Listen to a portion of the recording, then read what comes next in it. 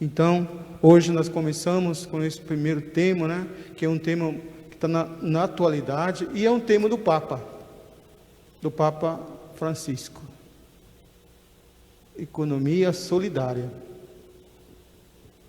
Então, temos um grupo de jovens no mundo inteiro preparando para esse encontro com o Papa. Não aconteceu ainda por causa dessa pandemia.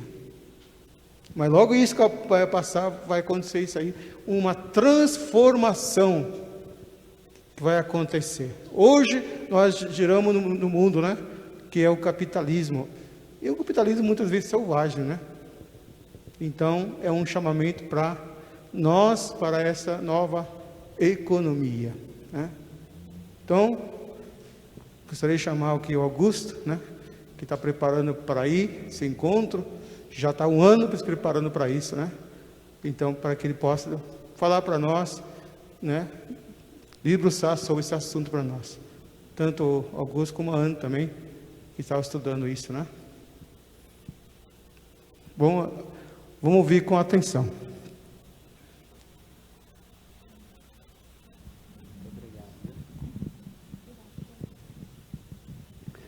Boa noite a todos. Paz e bem. É com muita alegria que nós aceitamos o convite do Frei Avedis, através do Frei Júlio, o querido irmão, que moramos junto em Itaberaba, e aceitamos justamente com essa missão de repercutir o convite do Papa Francisco, que nós aceitamos o desafio, nos inscrevemos para participar desse evento internacional, que na verdade se transformou num grande movimento, num processo de mudança, que tem jovens do mundo inteiro engajados, e tem muitos sinais de esperança, muito bonito, surgindo Brasil afora, tem toda a América Latina, Europa, Ásia. É uma proposta que o Papa Francisco fez para realmar a economia atual, porque ele diz, de maneira textual na sua carta convite, nós vivemos uma economia que mata, que exclui. Então vamos convidar os jovens, empreendedores, pesquisadores, para aqueles que já praticam uma economia solidária, da inclusão, para realmar a economia atual. E ele escolheu a cidade de Assis como sede desse grande movimento de jovens, que ele chama de um pacto comum. E por que Assis? Porque o João Paulo II, né, o que foi o Papa antes do Bento XVI, já havia escolhido a cidade de Assis para realizar um encontro pela paz com todas as religiões. Então, o Papa Francisco diz, não, Assis inspira um humanismo de fraternidade no pobrezinho de Assis, que se despojou inteiramente para ter Deus como único guia. E as leituras de hoje nos favorecem bastante a essa reflexão, que depois a Ana vai explicar um pouquinho mais o que é essa economia de Francisco, o que tem acontecido e o que pensa o Papa Francisco sobre as questões econômicas. Mas, para nós recordarmos, a primeira leitura, ela trouxe a palavra vaidade, vaidade das vaidades. Essa palavra em grego significa que tudo é transitório, tudo passa, tudo muda. E a gente pode se perguntar, mas afinal, o que permanece de todos os nossos afazeres? O que fica? E a resposta de Francisco de Assis é: o que fica é o amor ao próximo. Porque, diferente daquela posição do Herodes, no Evangelho, que estava curioso para saber quem que era esse Jesus. Diz assim que ele buscava ver Jesus. Ele estava vendo tudo aquilo que estava acontecendo. O Herodes era o governador, era a figura da autoridade religiosa, política do seu tempo. E o ódio de Herodes não permaneceu. O que permaneceu foi o amor de Jesus. Esse é um fato bastante curioso, fazendo esse paralelo entre a primeira leitura e o Evangelho. Numa linguagem popular, a minha avó diria: por fora, bela viola, por dentro, alguém sabe completar? Essa é a vaidade, ou seja, tudo passa, mas o que fica? O que a gente deixa de bom nos nossos relacionamentos? Então, o Herodes se sentiu ameaçado pela boa notícia que Jesus espalhava, porque Jesus se aproximava das prostitutas do seu tempo, dos pobres, dos lascados, daqueles que ninguém dava muita importância, que a religião da sua época até excluía, julgava, tacava pedra. Herodes se sente ameaçado. Todos que exercem um tipo de poder, de autoritarismo na sociedade, se sentem ameaçados quando há um movimento da sociedade em favor dos mais pobres, que nós sabemos que são aqueles que são os mais afetados, né? A Ana depois vai falar um pouquinho de economia, né? A gente vende todo o nosso arroz para fora e quem paga mais caro? Quem tem menos. É eu, você, somos nós. É 25, 30, 40 reais, né? Então, para o bolso de quem tem muito, dos poderosos, os Herodes, né? Ver um movimento MST vendendo arroz a 13 reais, tem que acabar com eles. Vamos destruir essa galera aí que não ajuda o progresso da nação.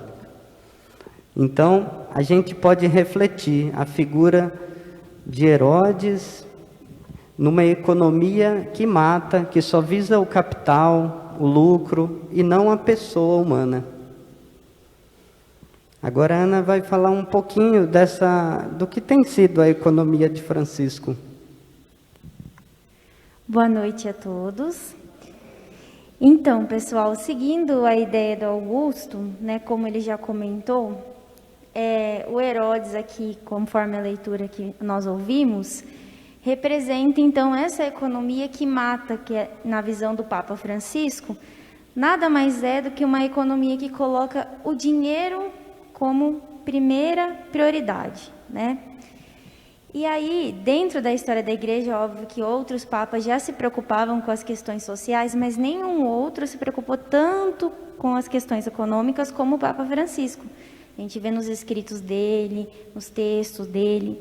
E aí, tudo isso foi acontecendo e ele teve uma ideia, encontrou uns economistas aí que ganharam prêmios importantes e falou assim: olha, eu acho que a gente deveria repensar a economia do mundo, porque não está correto ter pessoas que passam fome, têm necessidade, né? E tanto dinheiro aí no capitalismo. Então ele reuniu esses economistas e falou: vamos criar um encontro e chamar esses jovens do mundo inteiro para ouvir o que eles têm a dizer.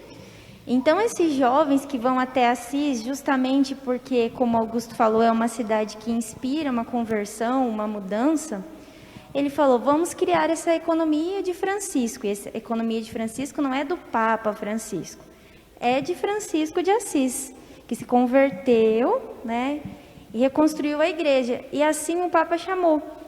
E aí os jovens do mundo inteiro mandaram seus projetos, ideias, pastorais, movimentos que já acontecem. e outros que podem vir a acontecer, levando tanto problemas dos seus países como soluções. Então, a gente recebeu esse convite em maio de 2019, no Dia do Trabalho, que o Papa Francisco enviou essa carta, publicou essa carta. E aí os jovens tiveram aí uns meses para mandar seus projetos. A gente mandou e, com a graça de Deus, nós fomos aprovados. E a partir daí a gente vem se reunindo com jovens de todos os lugares que vocês possam imaginar, de todos os países, cada um com ideias, com experiências diferentes. E a gente vai se preparando para esse dia que a gente vai se encontrar lá em Assis, que agora vai ser só em 2021. Mas aí tem pessoas que pensam assim, a economia não tem nada a ver com a igreja, o que o Papa Francisco está se preocupando com isso? Então, como eu falei no início, são as questões sociais, porque a igreja está inserida no mundo, né? Nós somos uma instituição, mas ela está no mundo e ela tem que servir ao próximo. E aí essa foi a ideia dele, reunir jovens para ouvi-los e compartilharem experiências e para colocar isso em prática quando a gente retornar deste encontro em Assis, que não é meramente um evento, é um chamado para uma mudança. Então, a crítica principal nesse evento, né, é justamente a desigualdade social, a concentração de renda, que é o que a gente trabalha na economia. Por que existe pobreza? Precisaria existir toda essa pobreza no mundo? Sendo que nós temos, por exemplo, alimento para todos, nós temos muito, muito dinheiro. Saiu hoje, por exemplo, a reportagem que os bilionários do Brasil, do ano passado para esse, aumentaram em mais de 170 bilhões as suas fortunas, no momento em que nós estamos passando em crise. Então, o Papa quer ouvir os jovens para ver quais as ideias que ele tem para mudar essa economia e colocar a figura da pessoa em primeiro lugar. Então, a economia, o dinheiro, as empresas, assim como no texto da economia solidária, ela tem que estar para servir a vida. E não a vida tem que estar a serviço da economia, que é o que a gente vê hoje no mundo, né? E a gente recebeu esse chamado com muita esperança, com muita graça, e estamos aprendendo muito nesse caminho. E aqui no Brasil, é bastante significativo o fato de vocês terem convidado nós dois, porque aqui no Brasil nós criamos uma articulação brasileira pela economia de Francisco e Clara. Então, aqui no Brasil, os jovens, sensibilizados por esse convite do Papa, introduziram a figura de Clara como uma mulher muito importante na vida de Francisco. Uma mulher que foi revolucionária na sua época. Foi a primeira mulher na história da igreja a ter uma regra aprovada para viver daquele jeito a pobreza, o estilo de vida dela. Então, nós destacamos a figura da economia feminina, que é uma economia cíclica, da ternura, diferente de uma economia patriarcal, machista. Então, é muito bonito a importância das mulheres. E a gente fica bastante feliz por essa mensagem do Papa Francisco poder chegar até as comunidades. Isso é muito bacana, porque de outra forma, talvez, essa economia de Francisco e Clara nem chegaria ao ouvido de vocês. Como é possível criar maneiras novas de olhar o consumo, a produção, o que nós fazemos com o nosso dinheiro, a solidariedade. E nisso, nós criamos um projeto que se chama Educação Financeira para a Vida. Então, gente, esse foi o projeto que nós inscrevemos lá no evento de Assis, e ele é uma pastoral social de educação financeira, né? A gente agora está realizando umas atividades presenciais, né, voltando com toda a segurança. Nossa ideia era já estar com mais atividades no segundo semestre, mas agora nós temos que aguardar esse momento passar, né? Mas a ideia seria acompanhar as famílias nas comunidades, principalmente as famílias que estão em situação mais vulnerável, né? porque nós temos pastorais que vão lá com alimento, prestam esse primeiro auxílio para a família que precisa. Depois temos outros trabalhos sociais que ensinam, por exemplo, mulheres a gerar renda através do artesanato, né, que a gente teve lá nos Jesuítas fazendo um trabalho com as educadoras, mas não tinha ainda uma pastoral que pensasse, mas e o que fazer depois com o dinheiro? Como instruir as famílias nas comunidades a organizar as finanças em casa, na comunidade, valorizar o comércio local, todas essas questões. A sustentabilidade também, que é algo que o Papa Francisco pauta muito, né, que é a ecologia, a economia integral, que tudo está interligado. Então, nós somos a economia, o meio ambiente é a economia, e nós precisamos se ajudar e não nos matar uns aos outros. Não passo por cima do meu irmão, eu não vou destruir o meio ambiente. Então, são novas maneiras de pensar em empresas, negócios, cooperativas, associações, enfim. Tem vários projetos de tudo que vocês possam imaginar. E a nossa ideia mesmo é trabalhar com as comunidades na questão da educação financeira com uma espiritualidade, né? Então, o nosso projeto ele é pautado em 2 espiritualidades principais, que é a espiritualidade franciscana e a espiritualidade inaciana, que é os jesuítas, né? Como o Papa Francisco, que é um jesuíta e franciscano, né? Então, o nosso projeto tem esse diferencial porque a gente se pauta tanto nos documentos da igreja, nas escrituras, e temos a espiritualidade como base para poder passar essa educação financeira e ajudar as famílias das comunidades que mais precisam. E esse é um pouquinho da nossa partilha do que tem acontecido no Brasil e no mundo.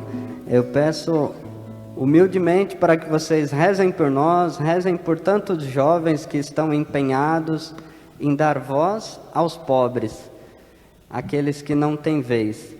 E eu confesso que estava com saudade de falar assim, vendo o rosto, né, das pessoas, porque nós criamos um programa de rádio online, mas a gente fala só pelo celular. Graças a Deus já estamos falando para 15 países já estão nos ouvindo, 16 países. Nós criamos um podcast, um programa de rádio gravado. Mas não tem coisa melhor do que o rosto no rosto, né? Então isso faz muito bem para a gente.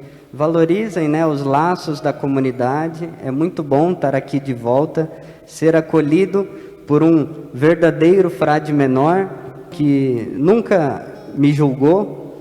O Frei Avediz é um verdadeiro franciscano. Frei Júlio também. Ele é igual eu, mas arteiro igual eu. Mas o Frei Avediz, ele é o verdadeiro frade menor. Muito obrigado, Frei Avediz, por esse convite especial. A gente te ama muito e você sabe que você vai testemunhar o nosso casamento, né? Então, muito obrigado a todos, paz e bem.